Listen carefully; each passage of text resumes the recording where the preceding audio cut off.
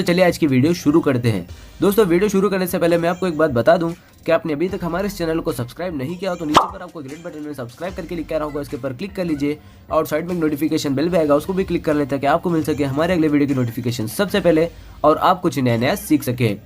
સૌરાષ્ટ્રની એકમાત્ર સ્કૂલ જ્યાં ટ્રસ્ટી તથા સંચાલકો ડોક્ટર, એન્જિનિયર તથા શિક્ષકો છે એવી Kanabar school of science and commerce. કાર્યક્ષેત્ર ધોરણ 5 થી 10, 11, 12 સાયન્સ એન્ડ કોમર્સ. દીકરાઓ અને દીકરીઓ માટેના ઉજ્જવળ ભવિષ્ય માટે વાલીઓની પહેલી પસંદગી Kanabar school of science and commerce.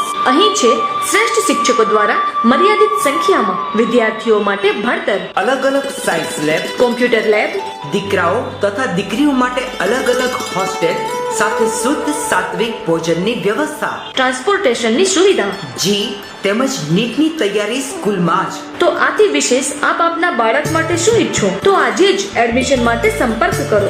Unit 1 Kanabar school of science and commerce, ખામરોડ ચોકડી, Junagadh bypass, Junagadh. Unit 2 main post ઓફિસની પાછળ શ્યામ વિદ્યાલય, સરકારી ગોડાઉન પાસે, ગાંધીગ્રામ, જુનાગઢ. નમસ્તે વિદ્યાર્થી મિત્રો, ગયા લેક્ચરમાં આપણે લોકોએ ઠાર બિંદુ અવયવ વિશે અભ્યાસ કર્યો. હવે આજના લેક્ચરની અંદર આપણે લોકો અભિસરણ વિશે અભ્યાસ કરીએ. અભિસરણ જેનું બીજું નામ છે પરાસરણ, આના વિશે અભ્યાસ કરવાનો છે. અભિસરણ અને અભિસરણ દબાણ વિશે આજના લેક્ચરમાં આપણે અભ્યાસ કરવાનો છે.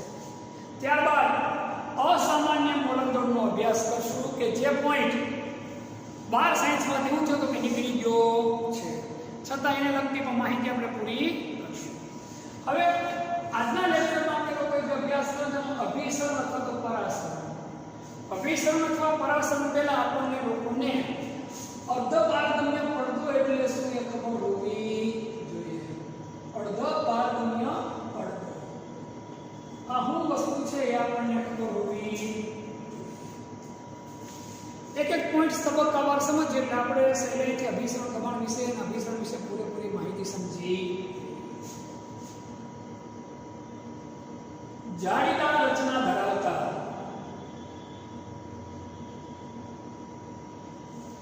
કેવી રચના હોય ભાઈ? જાળીદાર રચના ધરાવતા હોય. કેવી રચના ધરાવતા હોય?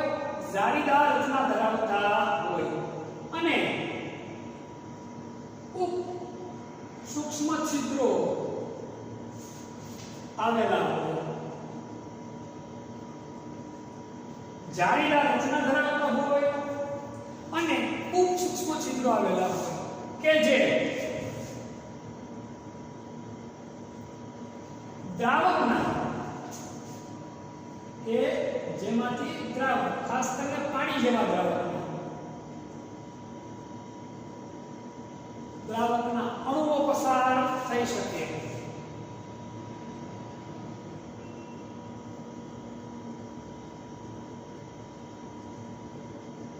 પરંતુ દ્રાવ્યના અણુઓ પસાર ન થઈ શકે તેવા ગુણધર્મ ધરાવતા પડદાને શું કહેવાય? અર્ધપારગમ્ય પડદો કહે છે. ખાસ સમજો વ્યાખ્યા. જાળીદાર રચના ધરાવતા હોય, ખૂબ સૂક્ષ્મ છિદ્રો આવેલા હોય. એ છિદ્રો કેવા હોય કે જેમાંથી પાણી જેવા દ્રાવકના નાના અણુઓ પસાર થાય પરંતુ દ્રાવ્યના અણુઓ પસાર થઈ શકતા નથી. આવો ગુણધર્મ ધરાવતા પડદાને શું કહેવાય? અર્ધપારગમ્ય. દાખલા તરીકે પાર્ચમેન્ટ પેપર. શું તો કે ભાઈ? પાર્ચમેન્ટ પેપર, સેલોફેન પેપર, પછી ઊંડનું મૂત્રાશય,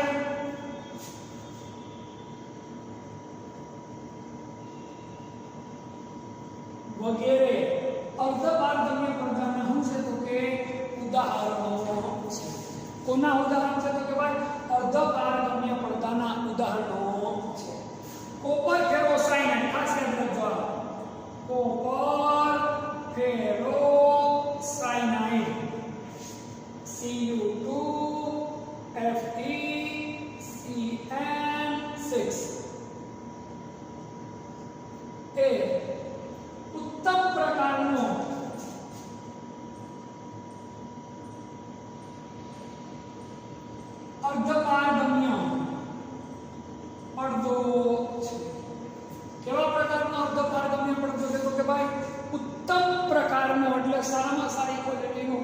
અર્ધ પારગમ્ય પડદો કહેવાય છે.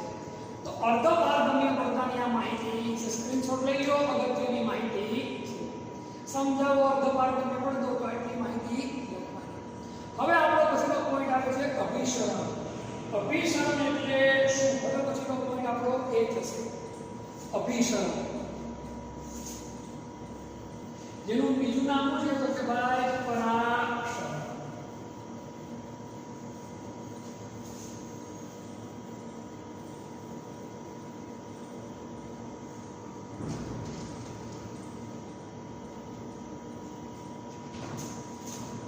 અભિસરણની માહિતી માટે એક આકૃતિ છે આપણે લોકોએ જોઈએ.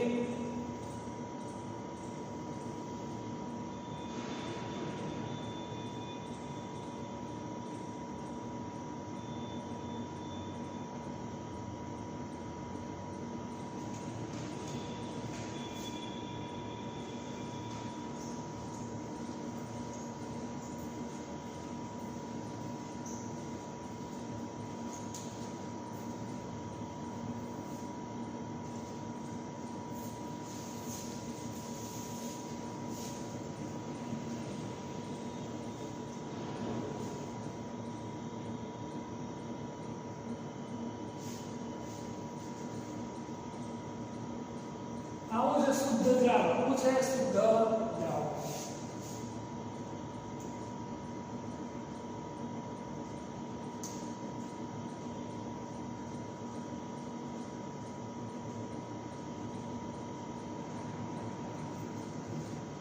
આવું છે થીસલ ગરણી અથવા થીસલ ફનેલ. આમાં શું ભરેલું છે? તો કે ભાઈ દ્રાવણ ભરેલું છે. શું ભરેલું છે? હવે શું છે આગળને સમજાવો છો વસ્તુ. આ છે અર્ધ પારગમ્ય પડદો.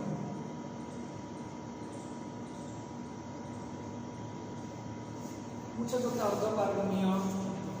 હવે વસ્તુ આપણે બહુ વ્યવસ્થિત રીતે આકૃતિમાં જે મુજબ આપ્યું એ મુજબ આપણે સમજવાનું શું કરીએ તો કે પ્રયત્ન. આકૃતિમાં દર્શાવ્યા મુજબ દ્રાવક અને દ્રાવણ વચ્ચે શું આવેલું છે? અર્ધ પારગમ્ય પડદો આવેલો છે.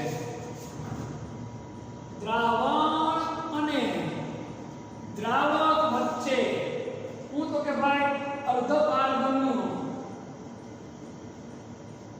પડદો મૂકવામાં આવે.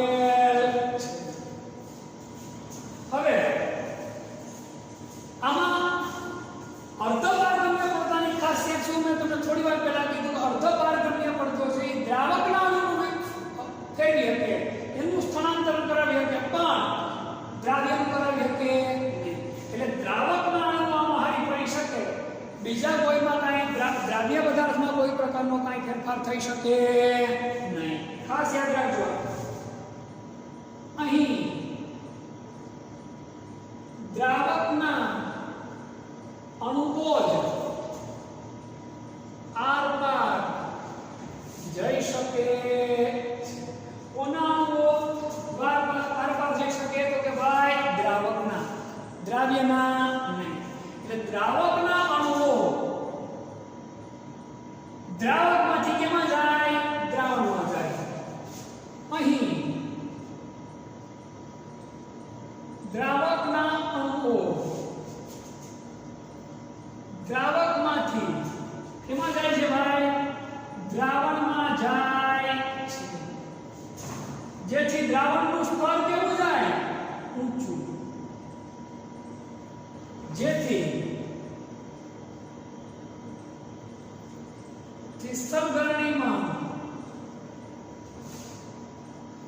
દ્રાવણનું સ્તર ઊંચાઈ તો કે ઊંચું જાય. ક્યાં સુધી? જ્યાં સુધી બંને વચ્ચે શું ન થઈ જાય તો કે સંતુલન પ્રાપ્ત થાય નહીં ત્યાં સુધી. જ્યાં સુધી બંને વચ્ચે સંતુલન પ્રાપ્ત થાય નહીં ત્યાં સુધી. ક્યાં સુધી? જ્યાં સુધી બંને વચ્ચે સંતુલન સ્થપાય ત્યાં સુધી ઊંચું જાય છે। જ્યાં સુધી બંને વચ્ચે શું સ્થપાય તો કે ભાઈ સંતુલન સ્થપાય ત્યાં સુધી શું જાય તો કે ઊંચું જાય છે। આના ઉપરથી આપણે અભિસરણ એટલે કે પરાશરની શું ભણીએ તો કે ભાઈ વ્યાખ્યા। શું ભણીએ? વ્યાખ્યા। દ્રાવકના અણુઓ દ્રાવકમાંથી આપમેળે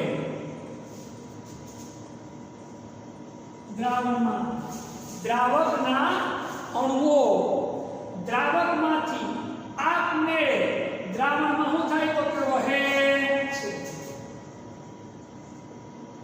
દ્રાવણમાં શું પામે તો કે ભાઈ વહન પામે છે। અહીંથી આ અણુઓ વહન પામીને ક્યાં જાય તો કે ભાઈ અહીંયા જાય છે। સમજો દ્રાવકના અણુઓ આપમેળે આને કોઈ પ્રકારનું આપણે બહારથી બળ લગાડ્યું નથી। દ્રાવકના અણુઓ દ્રાવકમાંથી આપમેળે કેમાં જાય તો કે દ્રાવણની અંદર જાય છે। તો આ દ્રાવકની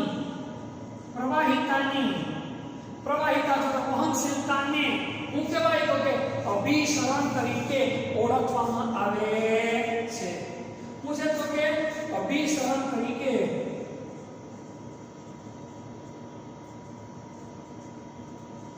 ઓળખવામાં આવે છે। એમ લખો દ્રાવકના અણુઓ દ્રાવકમાંથી આપમેળે દ્રાવણમાં જાય તે ઘટનાને શું કહેવાય અભિસરણ તરીકે ઓળખવામાં આવે છે। આને બદલે તે ઘટનાને શું કહેવાય અભિસરણ તરીકે ઓળખવામાં આવે છે। આ રીતે આપણે માહિતી યાદ રાખવાની। હવે ફરીવાર એક પાત્ર છે, પાત્રની અંદર દ્રાવક લીધું અને એક ગરણીની અંદર શું લીધું દ્રાવક। હવે ગરણીમાંથી અહીંયા કોઈ વસ્તુ આવી ન હોય એટલા માટે શું લીધું છે આપણે અર્ધપારગમ્ય પદાર્થની ખાસિયત છે એમાં દ્રાવકનું વહન થાય દ્રાવ્યનું વહન થાય નહીં। એટલે આમાં રહેલો દ્રાવક આમાં આવવાની સંભાવના રહે કે આમાંનું દ્રાવક આમાં જવાની સંભાવના રહે। પણ દ્રાવકની સાંદ્રતા જ્યાં વધુ છે ત્યાંથી દ્રાવકની સાંદ્રતા કેમાં દાખલ થશે તો કે દ્રાવણમાં દાખલ। એક સમય એવો આવે કે બંને કેવી સ્થિતિમાં આવી જાય સંતુલનમાં ત્યાં સુધી દ્રાવક આમાં દાખલ થાય એટલે આ શું થાય તો કે ઊંચું વળ્યું પછી એવું થાય તો કે અટકી જાય। આ ઘટનાને કઈ ઘટના કહેવાય તો કે અભિસરણ તરીકે ઓળખવામાં આવે છે। સ્ક્રીનશોટ લઈ લો। આનો સાચો પોઈન્ટ છે અભિસરણની ઉપયોગિતા એ તમને લોકોને સમજાવો।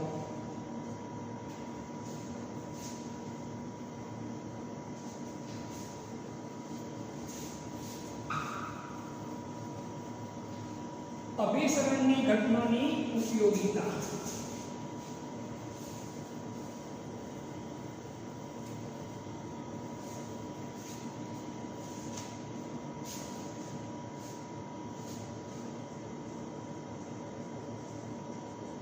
આના ઉપયોગો છે। પેલો છે કાચી કેરીનો થણો। કાચી કેરીને આપણે મીઠાના પાણીમાં છીએ એટલે થોડોક સમય થાય ને એટલે કેરી કેવી જાય ખબર છે સંકોચાઈ જાય।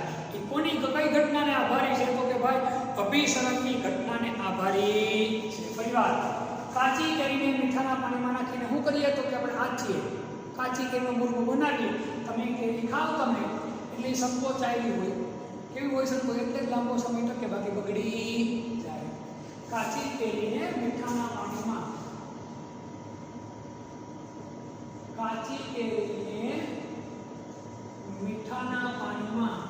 મીઠાનું પાણી શું કહેવાય બ્રાઇન શું કહેવાય બરાઈન અથવા તો કટુ દ્રવ્ય મીઠાના પાણીમાં ખાઈએ ત્યારે થોડા દિવસોમાં એમાં તો કે ભાઈ થોડા દિવસોમાં કેરી શું થાય તો કે સંકોચાઈ જાય।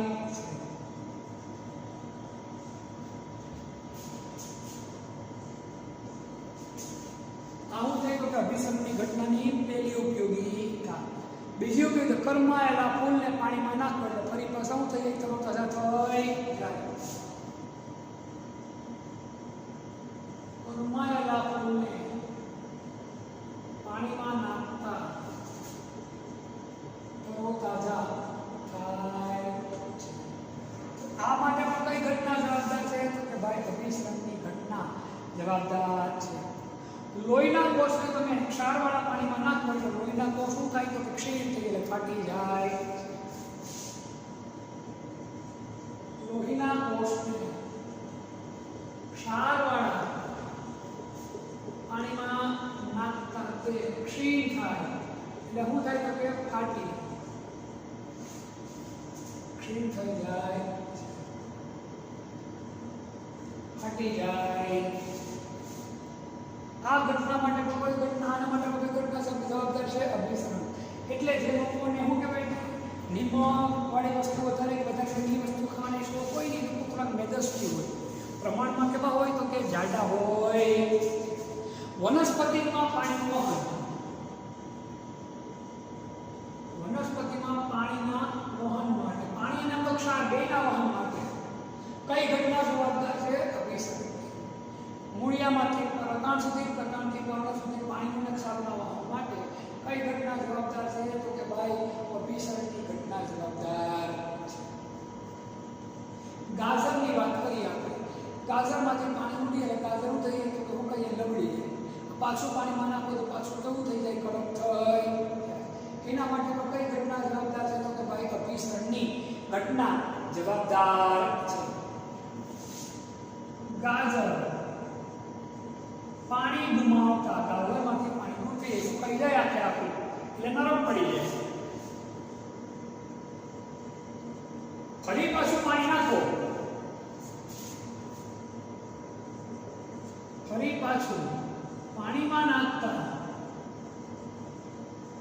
કેવું થઈ જાય ગાજર તો કે ભાઈ કડક થઈ જાય. ગાજર કડક થઈ જાય. ફળ અને માંસની જાળવણી માટે પણ ફળો અને માંસની જાળવણી માટે પણ કઈ ઘટના ઉપયોગી છે? અભિસરણની ઘટના ઉપયોગી છે. કોના માટે તો કે ફળ અને માંસની જાળવણી માટે અભિસરણની ઘટના ઉપયોગી છે. તો આ હતા અભિસરણની ઉપયોગિતા. વ્યવહારમાં આપણે આ બધી ઉપયોગિતાનો ઉપયોગ કરીએ એટલે વધુ આમાં ડિટેલમાં જવાની જરૂર નથી. છતાં પણ કાચી કેરીને મીઠાના પાણીમાં હાથો તમે એટલે તમે કેરી ખાવ તો હાવ કેવું હોય ખબર સુકાયેલી હોય એ સંકોચાય. કળમાયેલા ફૂલને પાણીમાં નાખો ફરી પાછા કેવા થાય તો કે તરતાજા થઈ જાય. લોહીના કોષા પાણીમાં પાણી જાય એટલે ક્ષીણ થઈ ફાટી જવાની બીક લાગે.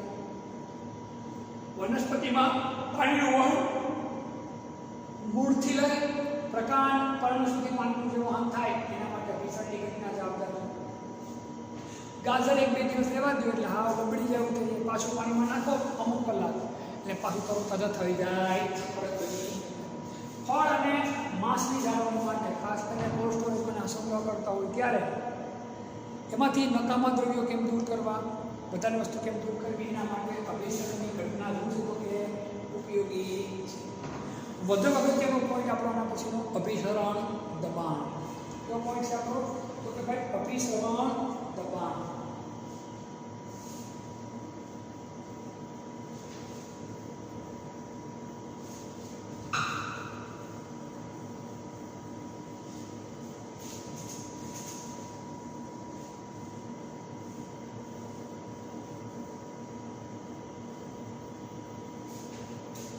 બહુ સરળ પોઈન્ટ છે આપણા અભિસરણ દબાણ.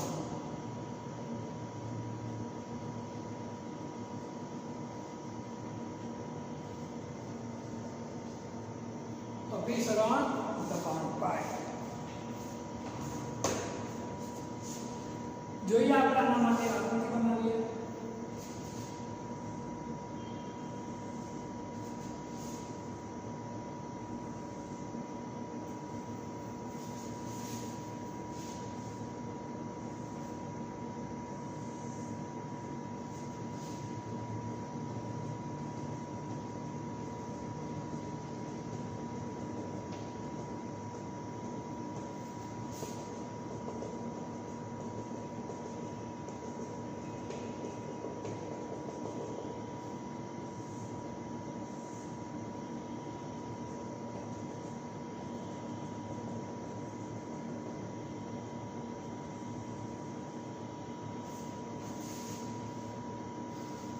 આ હું છે તો કે ભાઈ દ્રાવણ આની થોડી વાર પહેલા જે ભાઈને આપણે એક મુજબ આ હું છે તો કે દ્રાવક અને આ હું છે અર્ધ પારગમ્ય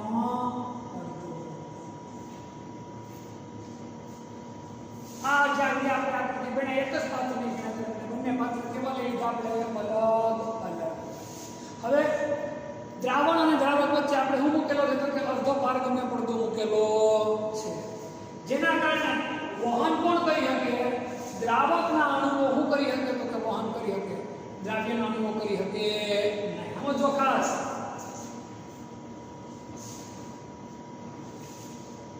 સમજો, જ્યારે દ્રાવણ અને દ્રાવકની વચ્ચે જ્યારે દ્રાવણ અને દ્રાવક વચ્ચે અર્ધ પારગમ્ય પડદો મૂકવામાં આવે, અર્ધ પારગમ્ય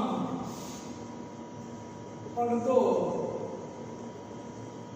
મૂકવામાં આવે. મૂકવામાં આવ્યો તો કે ભાઈ અર્ધ પારગમ્ય પડદો મૂકવામાં આવે ત્યારે દ્રાવકના જ અણુઓ માત્ર કેમાં જાય? દ્રાવણમાં.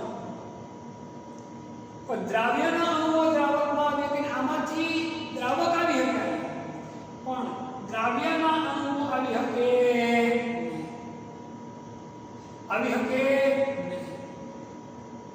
પણ દ્રાવકના અણુને સમજો મારી વાત આખી. અર્ધ પારગમ્ય પડદાના કારણે દ્રાવકના અણુઓ અંદર થઈ શકે,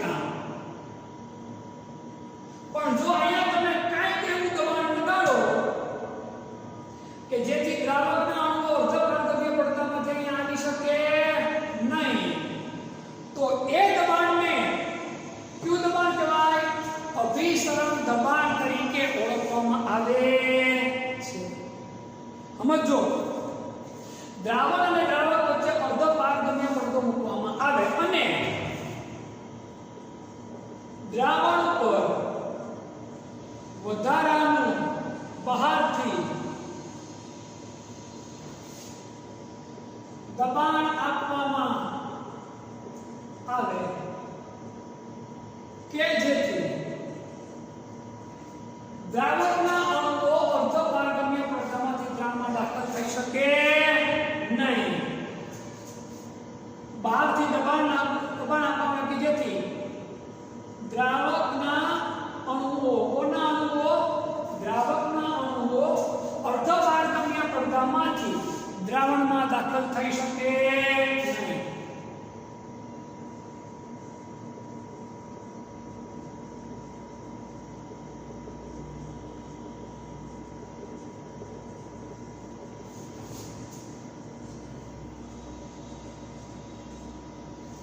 તો તે દબાણને કયું દબાણ કહેવાય?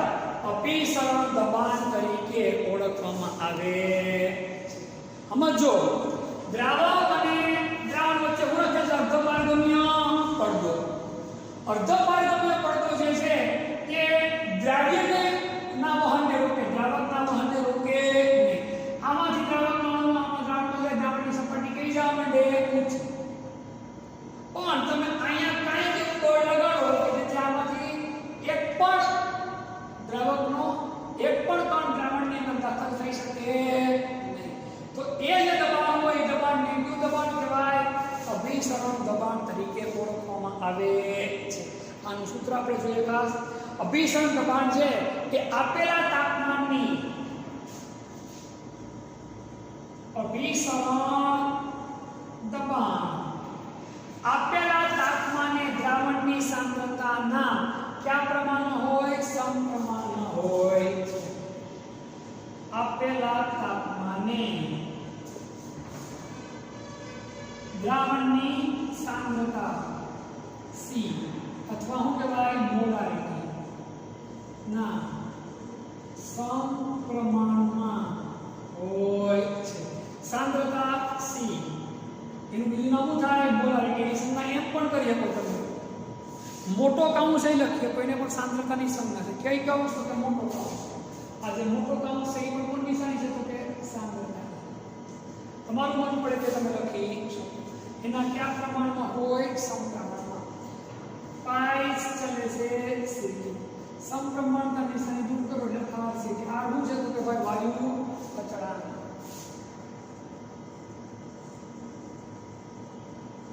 ટી નિરપેક્ષ તાપમાન, સી તો કે સાંદ્રતા અને પાઈ એટલે હું અભિસરણ દબાણ. હું તો કે અભિસરણ દબાણ. હવે આપણું સમીકરણ છે PV બરાબર NR. હું છે તો કે ભાઈ PV બરાબર શું થાય તો કે NRT. P એટલે હું દબાણ અને પાઈ એટલે હું અભિસરણ દબાણ. અહીં આ સમીકરણમાં દબાણના બદલે અભિસરણ દબાણ પાઈ બરાબર NR. તો પાઈ NRT ના છેદમાં. હવે આપણે વાત કોની કરવાની છે? દ્રાવ્યની. કોની વાત કરવાની છે? દ્રાવ્યની. અહીં દ્રાવ્યના મોલ N2 થાય, દ્રાવકના મોલ શું થાય? તેથી પાઈ N2 RT ના છેદમાં V. હવે N2 નું સૂત્ર શું થશે? W2 ના છેદમાં N2. તેથી પાઈ W2 RT છેદમાં M2V. એમને કરતા બનાવો W2 RT ના છેદમાં પાઈ. આપણું જે સમીકરણ છે PV બરાબર NRT.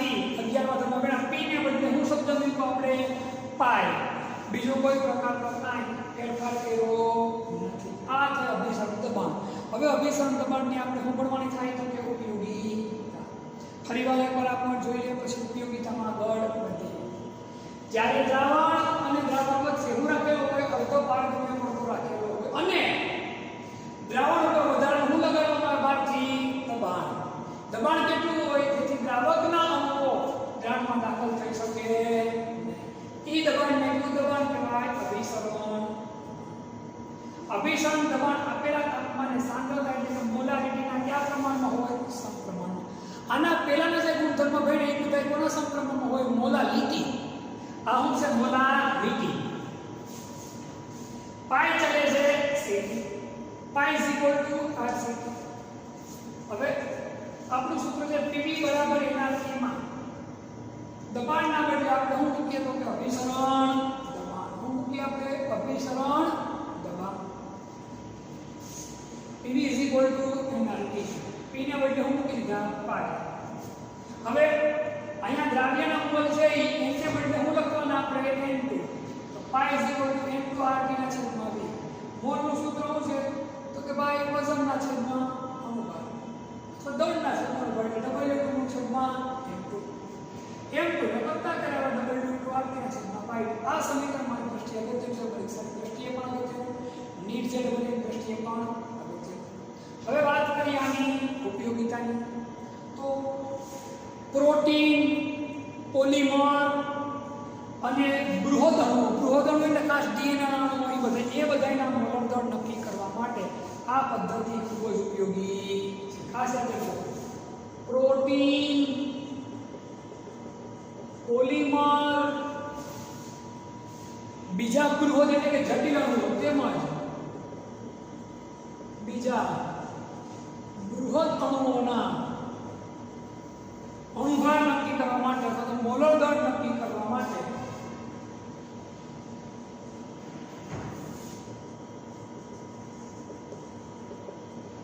આ પદ્ધતિ ઉપયોગી છે. એ બધાના મોલર દળ નક્કી કરવા માટે આ પદ્ધતિ વધુ ઉપયોગી છે.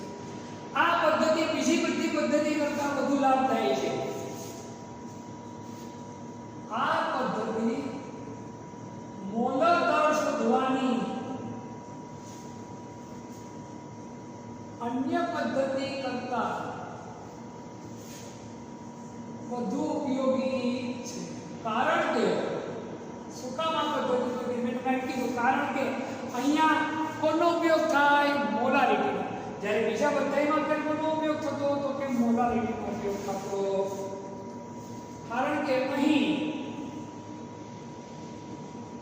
મોલર દર શોધવા મોલારિટી વપરાય, મોલારિટી વપરાતું નથી.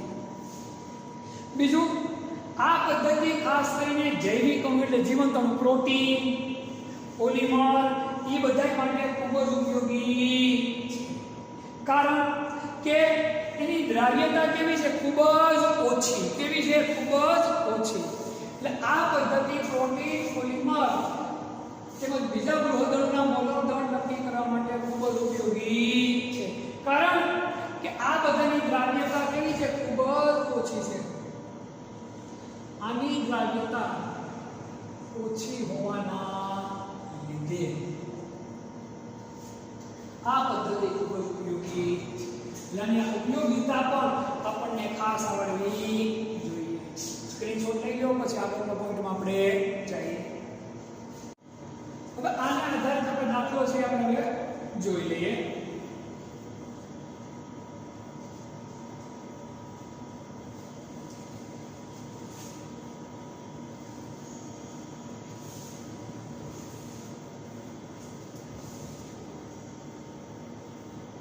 આ ચેપ્ટરના જે છેલ્લો પોઈન્ટ છે અસામાન્ય મોટું દળ, એ ગવર્મેન્ટે પોઈન્ટ કાઢી નાખ્યો છે, છતાંય આપણે એની સમજ પણ થોડી ઘણી નેક્સ્ટ લેક્ચરમાં લઈ લઈશું. એના દાખલા, એની વધુ ઊંડાણપૂર્વકની માહિતી તમારે લોકોએ પાકી કરવાની જરૂર નથી.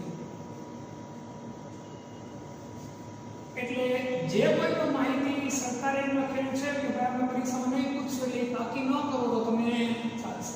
આપણે ભલે ભણાવેલું પણ તમારે કોઈ એ માહિતી પાકી કરવાની થતી નથી. કોઈનો 2.11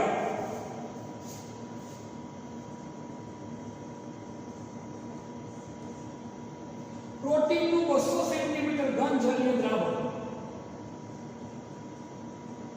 પ્રોટીનનું 200 સેન્ટીમીટર ઘન જલીય દ્રાવણ 1.26 ગ્રામ પ્રોટીન ધરાવે છે.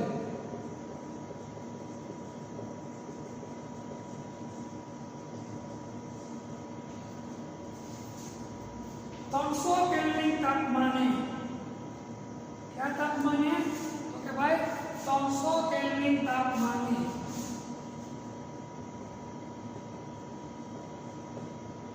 300 केल्विन तापमाने आवा द्रावणનું અભિસરણ દબાણ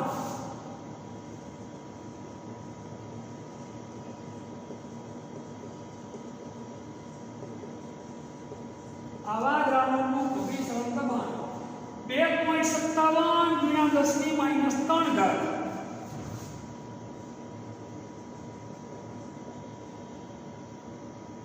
ઘાત જણાયું.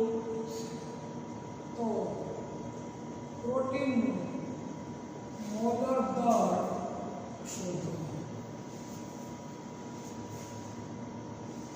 આ આપણી શું છે તો કે ભાઈ રકમમાં આપેલા પદો આપણે બધા લખી નાખીએ. કેવું આપ્યું? પ્રોટીનનું 200 સેન્ટીમીટરનો ઘન જલીય દ્રાવણ કદ આપ્યું કે કદ v બરાબર કેટલા છે? 200 સેન્ટીમીટરનો ઘન. સેન્ટીમીટર ઘન નો અર્થ એટલા મિલીલીટર થાય. એટલે હું આવે 200 ml. 200 ml એટલે શું થાય તો કે ભાઈ 0.2 લીટર. વાત થઈ ગઈ. 1.26 ગ્રામ પ્રોટીન ધરાવે. W2 બરાબર કેટલા છે? 1.26 ગ્રામ. W 300 કેલ્વિન તાપમાને T બરાબર છે 300 કેલ્વિન. અભિસરણ દબાણ પાઈ 2.57 × 10⁻³ ઘાત છે 12. તો ગોતવાનું છે M2. થોડી વાર પહેલા જ આપણે સૂત્ર ભણ્યા. M2 W2RT/π. બસ બેઠે બેઠી માત્ર ને માત્ર શું બનશે? કિંમત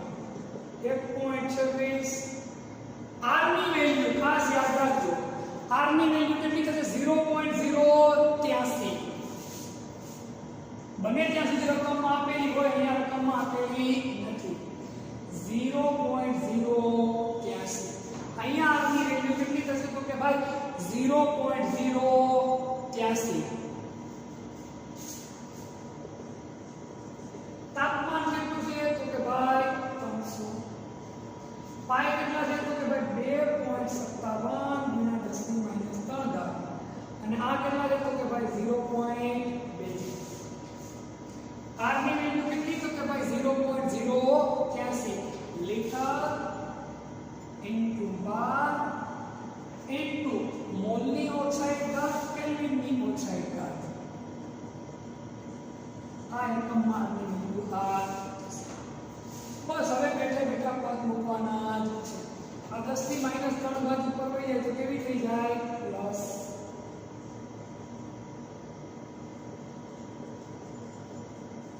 છેદમાં 2.57 અને 0.2 કશું જ નવું કરવાનું થતું જ નથી તમે તમારી રીતે છેદ ઉડાડતા જાઓ એટલે તમારો જવાબ આવશે કેટલો આવશે તો કે 61.022 ગુણ્યા 10⁻³ ગ્રામ પ્રતિ મોલ 3 છે ગ્રામ પ્રતિ મોલ એટલે કેટલા થાય તો કે ભાઈ 61,022 થશે 61,022 જો આ બે પણ ઉડાડ્યો આ બે પણ ઉડાડી ક્લિયર થઈ ગઈ વસ્તુ મોડેલમાં ઉતરી ગઈ કઈ રીતે થઈ ગયો સ્પીડની ગણતરી તમને કહો આ 126 ગણ નાખો છેદમાં 257 કરશો આના 2 પોઈન્ટ આઈના ઉડી ગયા આ બે મીંડા ઉડાડી નાખો ને આઈનો પોઈન્ટ ઉડાડી નાખો અને 3 પોઈન્ટ ઉડી ગયા એટલે શું થશે તો કે ભાઈ 83 × 3 છેદમાં હોય એવા 2 અને ગુણ્યા 10 ની 3 ધબચરનામાં જતા